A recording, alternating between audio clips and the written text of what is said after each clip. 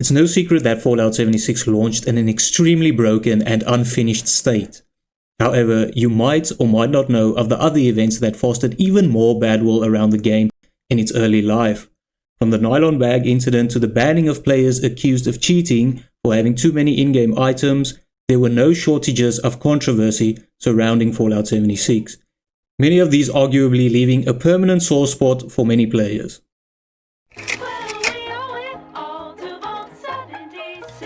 Most Bethesda titles have standard and collector's editions, and Fallout 76 was no exception.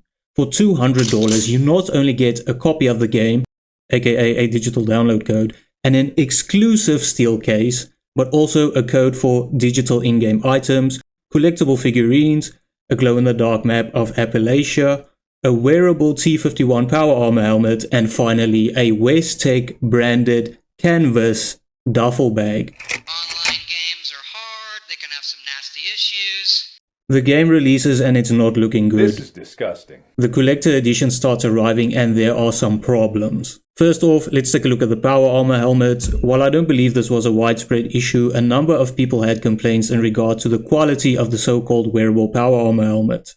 Reddit user OSupGirl left a detailed review of the helmet, and as far as I could see, these were the most common complaints from unsatisfied customers. You can't see out of this thing, it's just blurry. Don't expect to be able to walk around and cosplay with it. The paint job was pretty poorly done. I know it's supposed to look kind of battle worn, but there's a difference between that and a paint job just not being done well.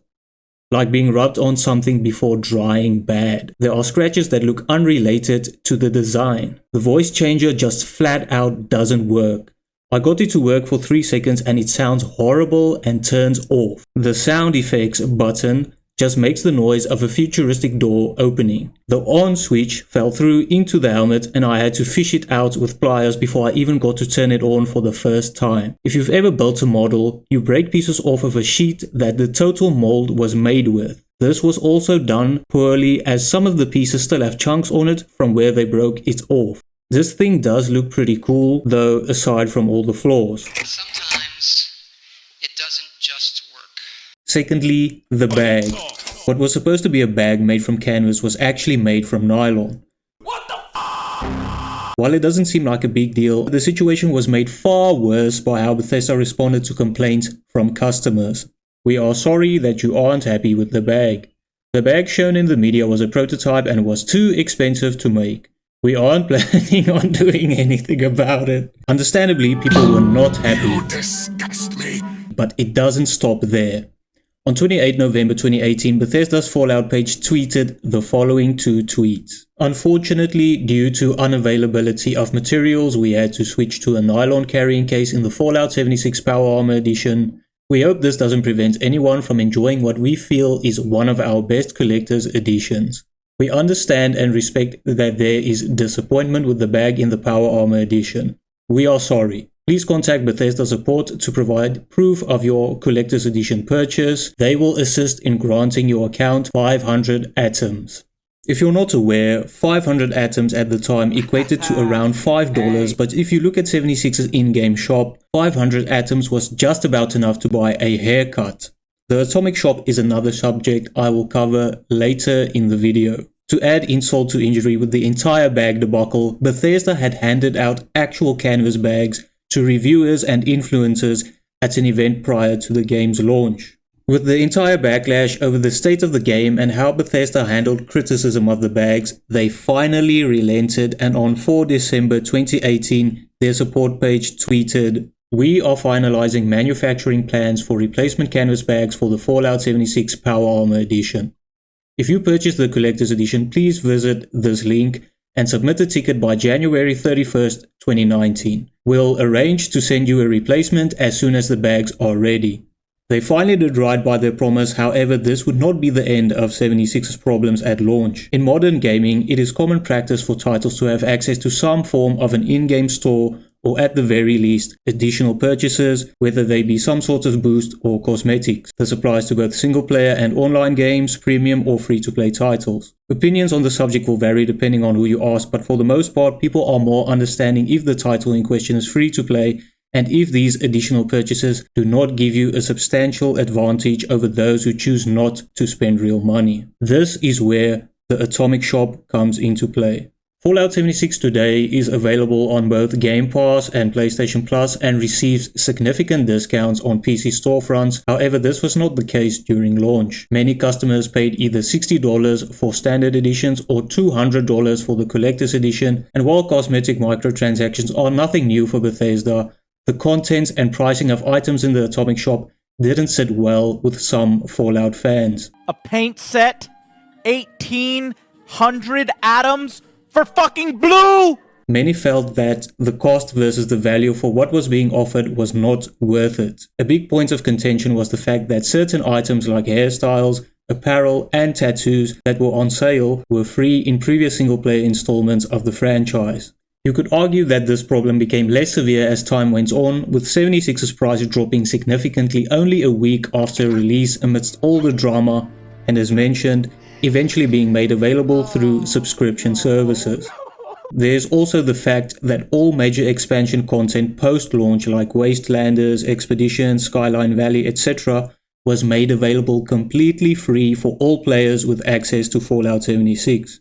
Another less controversial but persistent problem players mention is the user interface of the shop itself, with a lack of clarity or sometimes confusing description of item appearances and function, as well as accidental purchases due to a lack of a proper confirm-to-buy system. Reddit user Element27 does not only a great job of summarizing the main complaints players have, but also provides a concept on how developers could potentially improve the user experience when utilizing the shop. I will have links in the description to both the Reddit thread and templates created by Element27 if you would like to check everything out yourself. Love it or hate it, microtransactions are a big part of a lot of online titles and are here to stay for the foreseeable future, just like our next topic.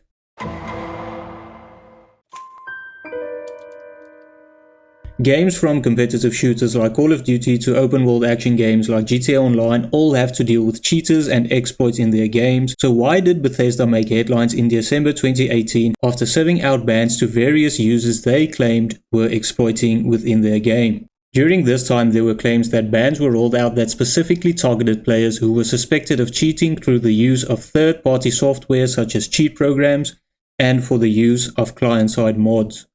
Client-side mods are modifications that only affect the individual on whose computer they are installed and do not alter the server or experience of other players. There are a few articles and YouTube videos that claim some users were banned purely for using client-side mods based on evidence from Twitter messages and Reddit posts. While some believe these claims, others expressed skepticism, citing that they themselves use or know of people who use client-side mods with no problems and that there is a lack of tangible evidence from the banned players to suggest that this was the case. I smell bullshit.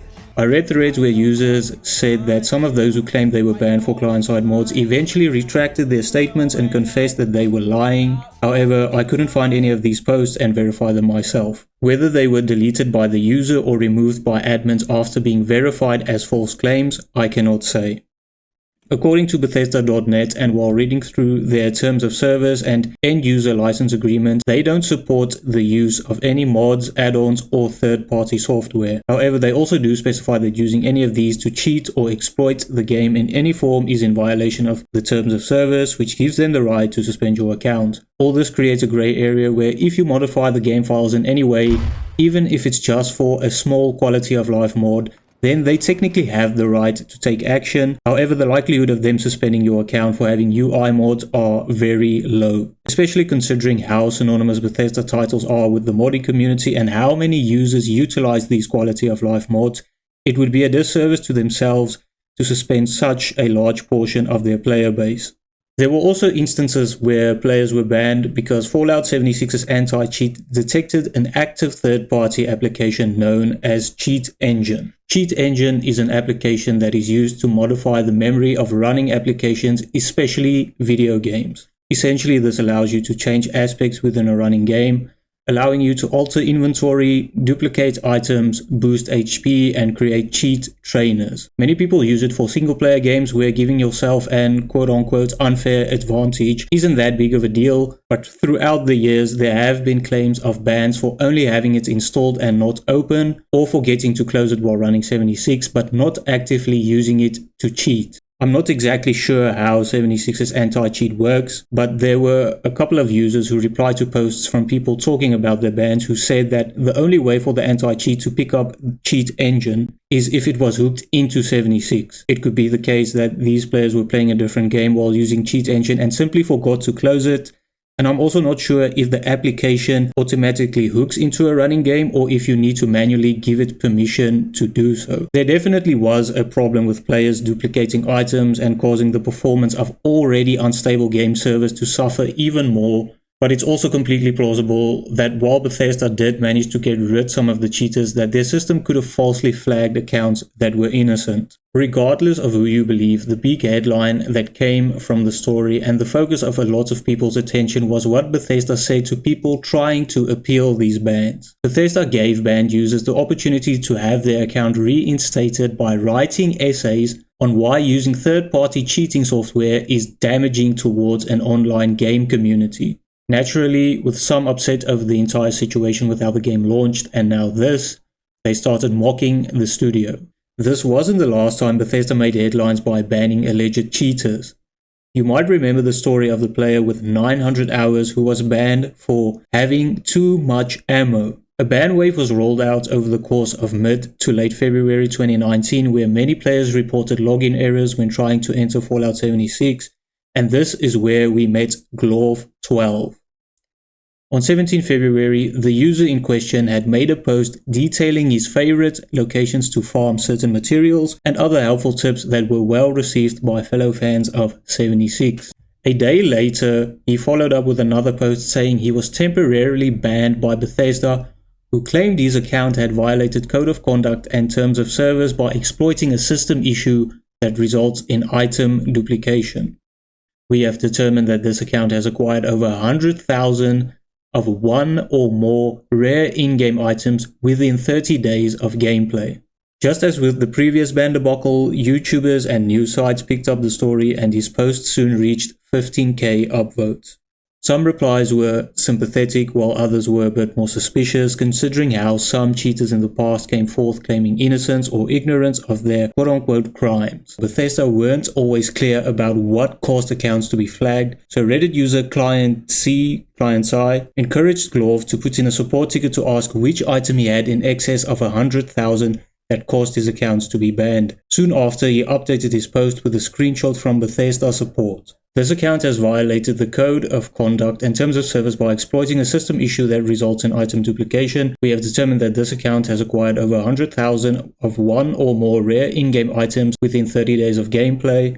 This account was found exploiting the following items on your primary account: 140,960 ultrasight ammo. We see this account is also associated with a secondary account that has been found in violation of our terms of service by exploiting the following items: 150,825 45 ammo, 225,111 ultrasight ammo, 72,809 5mm ammo, 55,949 5.5 ammo. Due to the extent and scale of this violation and what the game data shows, both accounts' access to Fallout 76 have been suspended until such time as the issue is fixed in a future patch. As previously advised, when the fix is live and confirmed, we will reactivate these accounts and notify you that you are able to access the game again with them. This decision is final and no further appeals will be considered in this matter. For some, this indicated his innocence, while for others this was a clear sign that he was indeed rightfully banned. Those who believed he was not cheating argued that there are a number of ways to increase the amount of ammunition you receive, from crafting through the use of perks like Ammo Smith and Super Duper,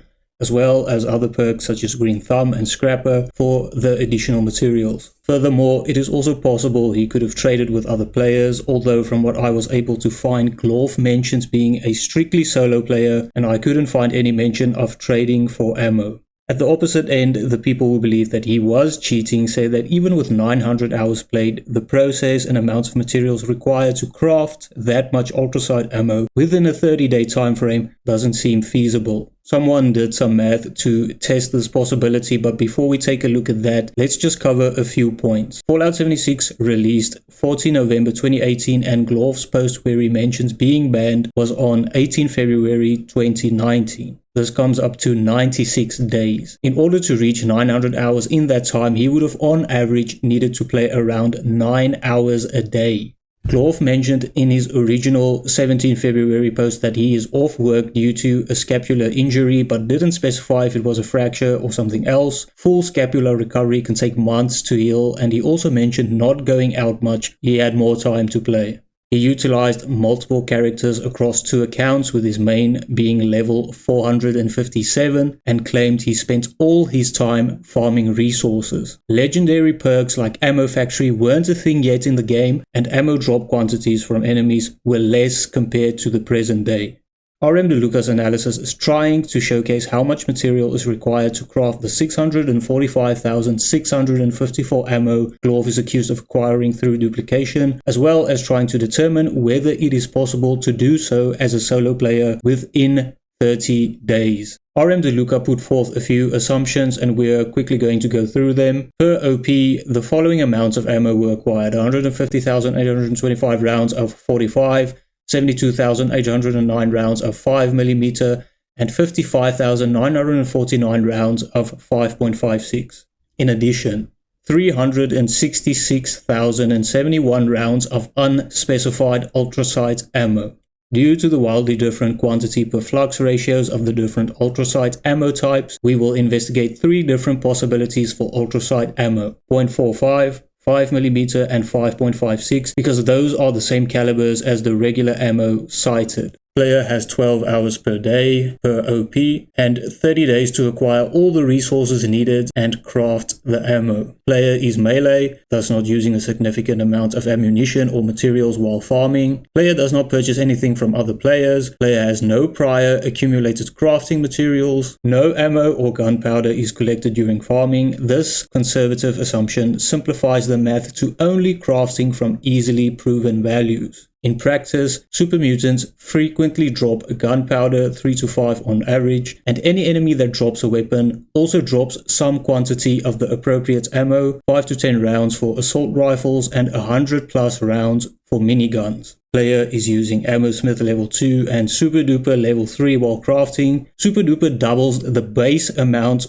crafted 30% of the time. Ammo Smith does not affect Super Duper. Author has tested this. Player is acquiring lead using excavator power armor to farm lead ore from deposits once per day. Lucky Ore Mine alone will give about 250 lead ore in about 15 minutes. Hardened masses, high radiation fluids, and glowing masses, all needed to craft flux, can be obtained from ordinary ghoul farming at Nuke White Springs at the rate of about 20 per hour, assuming regular traffic in and out of the area to respawn glowing ones. Justification. This value has been empirically observed by the author over the last few months of playing. Using Green Thumb, an appropriate amount of raw flux to craft stable flux per assumption 9 can be harvested in 30 minutes from flora-dense nuke sites such as White Springs, Fisherside Prime, and Morgantown.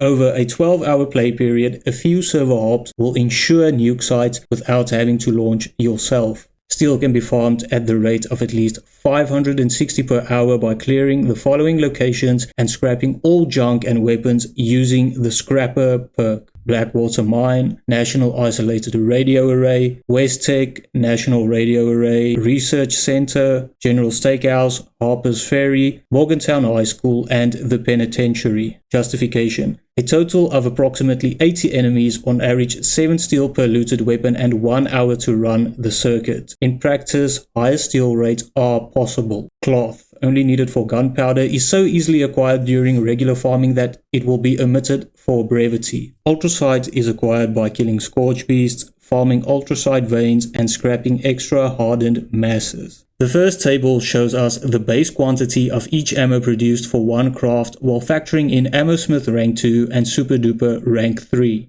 It also shows us the required amount for each resource. In the next few tables, he breaks down the total amount of resources required to craft the amount of ammo of each in 30 days. He also includes a note that reads, "The following 3 tables include the total costs for all rounds, not just ultrasight ammo. Acid requirements shown are for smelting all needed lead ore and creating all needed gunpowder. All values rounded up to the nearest integer." If you want to read through everything, feel free to pause the video. Alright, so let's get to RM DeLuca's final analysis. From the tables above, the following materials are quite reasonably acquired in time: gunpowder, lead, and acid. The lead requirements are almost entirely met by Lucky Hole Mine. Acid requirements can be met by having an acid extractor at your camp, killing certain enemies, and scrapping Abraxo coolant, fertilizer, and hallucinogen containers. Between the steel runs and widespread ghoul farming, these values are realistic, especially with server hopping. If we assume ultrasight 5mm or even 0.50, the numbers indicate this scenario is possible for a dedicated player with 12 hours per day. By the conservative estimates listed in the assumptions, we have about 3 hours farming flux and 8 hours farming steel, with perhaps another hour farming ultrasight from veins and scorch beasts of opportunity. The ultrasight 5.56 scenario would be extremely difficult for a solo player to pull off,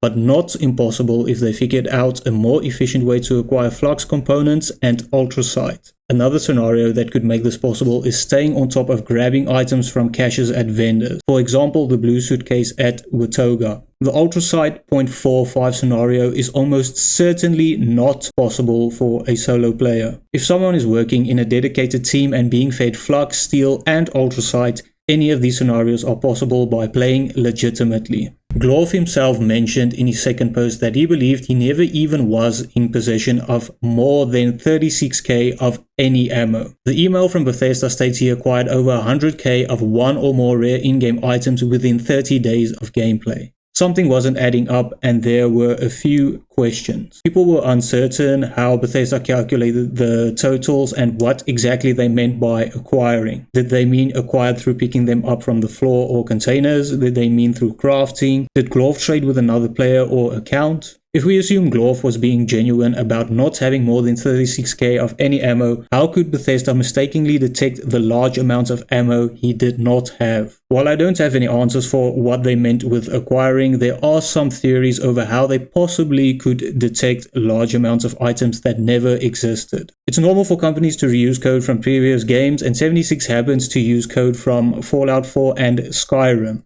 In Skyrim, if you earned 100 gold and you placed it in a container or on the ground and you looted that same 100 gold, the game would process that as you having acquired 200 gold.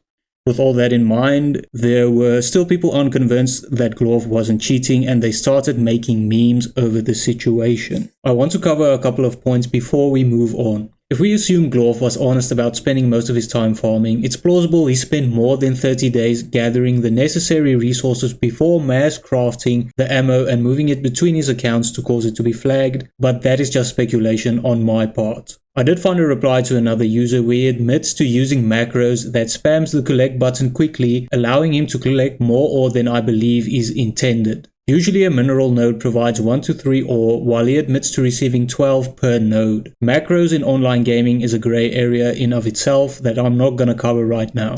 If you don't know what macros are, I'll keep it simple and give the Google answer. Macros are a set of predefined actions that can be triggered with a single button press or key combination. They are generally used to automate repetitive tasks, but they can also be used to execute more complex actions and sequences much easier. There are people who accused Glorf of making his original guidepost to be used as an alibi, because he had already been banned before the ban wave was in full effect. I found a user who claimed that Glorf even admitted that he was already banned when he made the guidepost. It's possible he was already banned, but at this time he thought the servers were having trouble, as they sometimes did, and later realized what was going on and mentioned it in a reply or post. So, did Bethesda make a mistake, or was Glorf guilty of dishonestly acquiring the ammo? I honestly don't know. I couldn't find any hard evidence that would suggest Glorf was being dishonest, but at the same time, having lots of playtime and game knowledge doesn't mean you aren't capable of cheating. If Bethesda could have been clearer on how they calculated that ammo, maybe we would have the answer. I don't know if Glorf still plays 76 or if he ever got his account reinstated. Regardless of if you believe him or Bethesda, this entire situation didn't help 76's ever-sinking reputation among many players. Hey, Mom and Dad, are you ready for a night out on the town? Nuka Cola Dark. That refreshingly familiar Nuka Cola taste with a light alcoholic twist. 35% alcohol by volume. In 2018, the Silver Screen Bottling Company announced that it would be collaborating with Bethesda to create a real-life version of Nuka Dark. Pre-sales went live on 5 September 2018, and for only $80, you could have a taste of the wasteland. While this isn't something that was directly connected to the game, its marketing and hype was centered on it. The plan was for the rum to release alongside Fallout 76 on 14 November 2018. However, as the dates came and went, the rum was nowhere to be seen. Customers who ordered Nuka Dark received an email a week later that read as follows: "We want to drop you a line regarding your order for Nuka Dark rum. When finalizing the product for shipment, we determined that one of the components of the product was not up to Fallout standards. In an effort to deliver the super premium product that you deserve, we implemented an upgrade to resolve the issue and are in the process of finalizing production. This fix put us several days behind, but rest assured, your order will be on its way in the coming days. Please be on the lookout for a tracking number in the near future." Another couple of weeks go by without any update until finally on 5 December 2018, customers receive this email stating, "Valued Nuka Dark customer, as previously communicated in an earlier email, we have successfully executed on the packaging for Nuka Dark rum and are finalizing bottling. Please click the link to view a short video of your bottles being produced. We are very excited about this product and it may be the coolest thing we have ever done. Once again, we apologize for the delay. We promise it will be worth the wait. You are going to love this."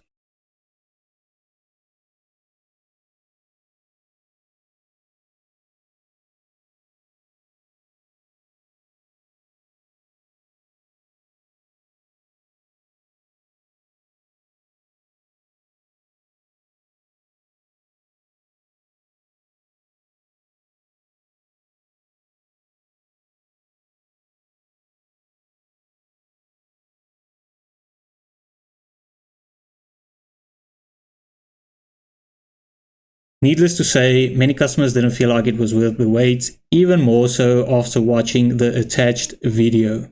A lot of people felt misled by the marketing as they expected a unique, potentially collectible glass bottle that replicated the look from the games, especially for the steep price of $80. It didn't help that the Silver Screen Bottling Company used that look exclusively in most of the promotional material, with no mention of a regular glass bottle encased in a plastic shell. However, I did find a Facebook post from June 2018 from a page called Chronicle Collectibles, where they showcase the bottle, and it does seem to be the same design used in the final product. This didn't stop people from comparing the situation to the canvas bag incident.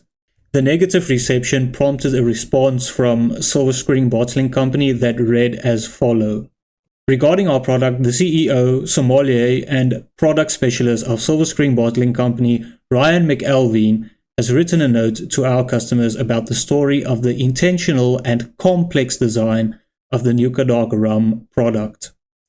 The packaging of Nuka Dark Rum was a design that was months in the making, and we went to great lengths to ensure that no corners were cut. It cost over 2 times what it would have if we would have simply cast a glass mold.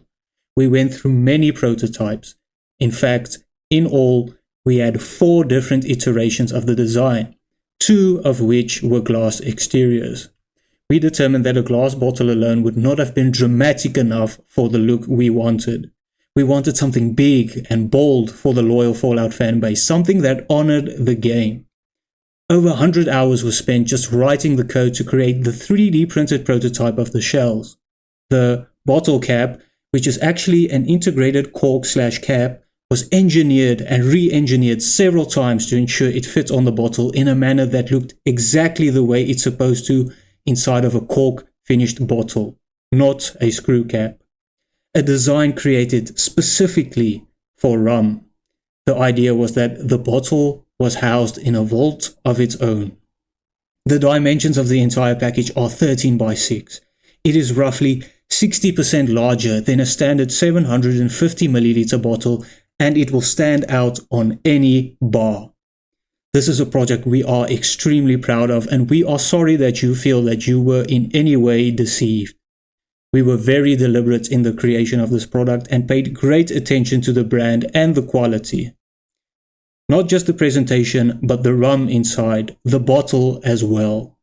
We can't wait for you to see it in person and taste it for yourself. We're not sure that the images or videos do it justice. Now, if you don't agree when you receive yours, please let our team know by submitting a form in the questions about my order section below, and we will work to make it right.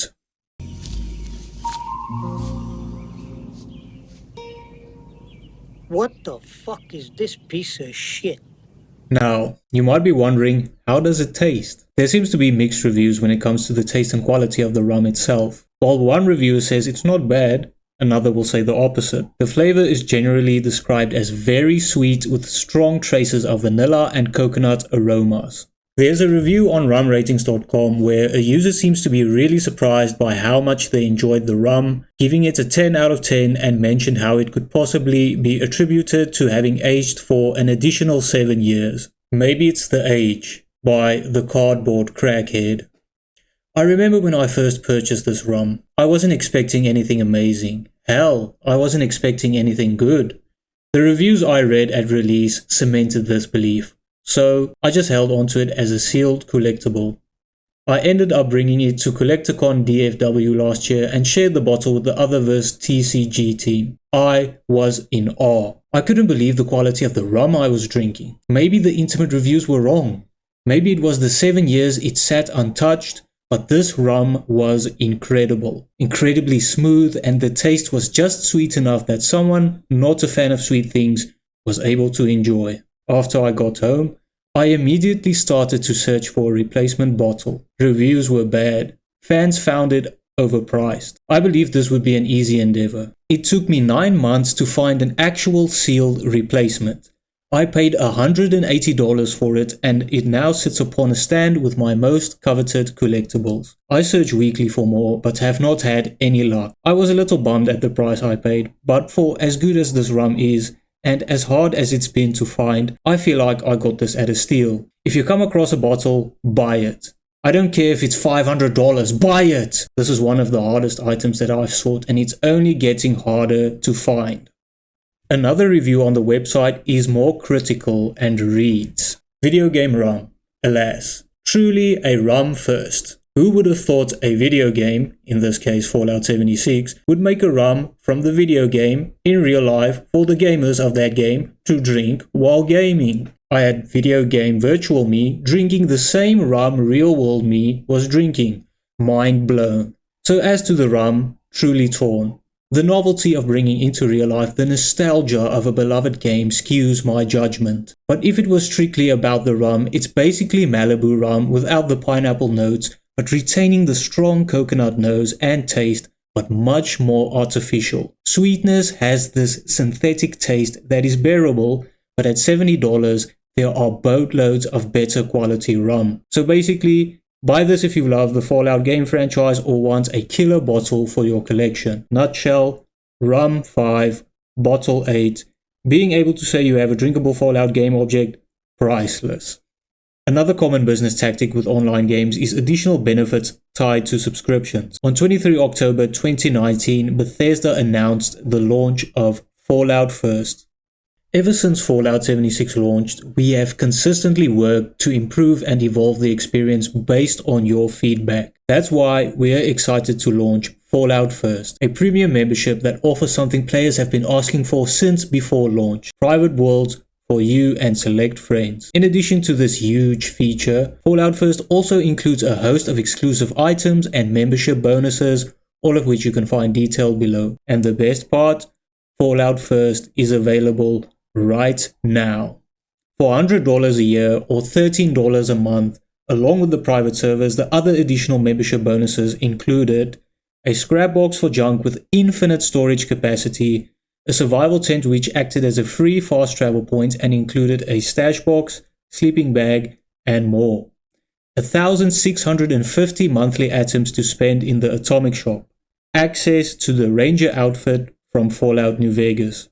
Player icons and emotes. Since then, the benefits have expanded to include a storage box for both ammo and aid items which also have no limit. Custom worlds which are private customizable servers with separate progression, exclusive discounts and free rewards in the atomic shop, additional rewards from seasonal scoreboards, score bonuses which allow you to receive more score points from completing daily and weekly challenges. Those are not bad additions to the game, and while they were highly requested by fans, Bethesda faced significant backlash for expecting customers to continuously pay for features they felt should have been in the game from the start.